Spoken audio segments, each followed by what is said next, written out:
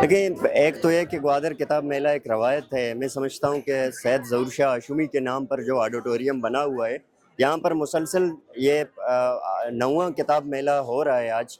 तो अच्छी बात है कि बलूचिस्तान के नौजवान शऊर से आरास्ता होंगे, किताब से आरास्ता होंगे, कलम, इल्म और दानिश से आरास्ता होंगे।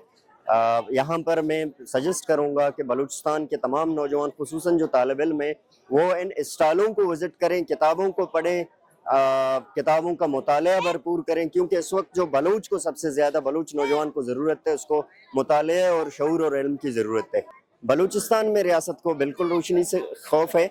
यही किताबें अगर लाहौर के किताब मेले में सज जाएं, यही किताबें अगर इस्लामाबाद के बुक फेस्टिवल में सजा दी जाएं, वहाँ पर उनको कोई ख़तरा महसूस नहीं होता। लेकिन जो मेन ख़तरा है वो इन किताबों से नहीं है।